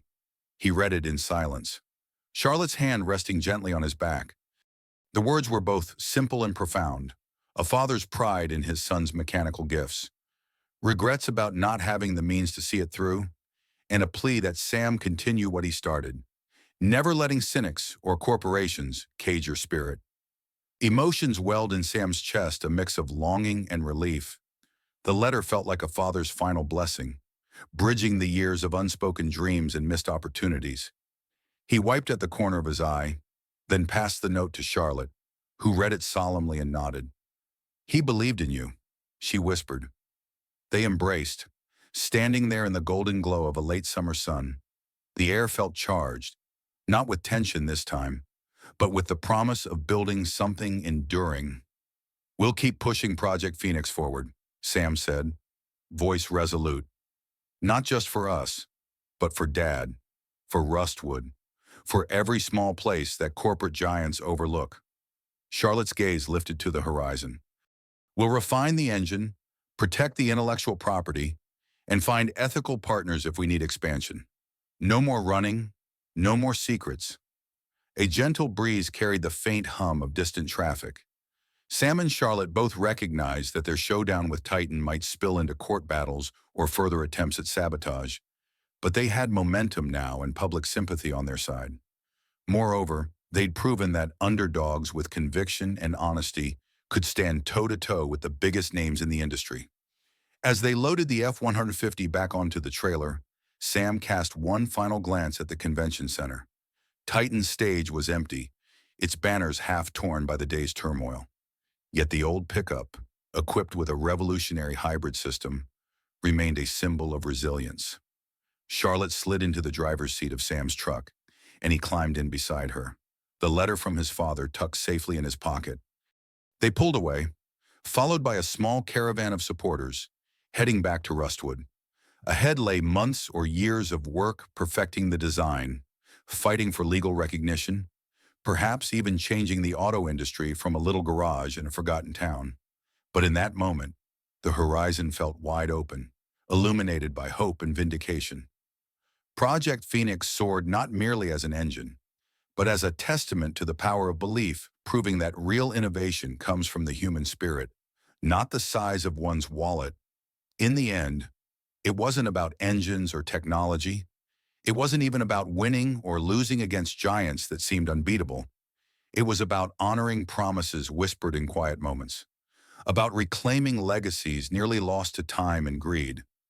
In the quiet aftermath of storms and showdowns, the air was heavy not with regret, but with the weight of hard-earned clarity. What had begun with wrenching steel and sparked by stubborn hope now rested gently in tired hands. Dreams once hidden in rusted shadows had finally seen daylight, carrying with them echoes of voices long silent. Along the way, they'd learned that courage doesn't roar, but hums quietly in the heart of a small town refusing to be forgotten. They'd lost innocence, perhaps some illusions too, and found truths more enduring than victory itself: loyalty, resilience, and the simple dignity of standing firm when every voice urged surrender. Yet, in the stillness after the engines quieted, a question lingered softly, floating above the dust of battles fought and futures rewritten. When the storm passes and the dust settles, what would you stand for?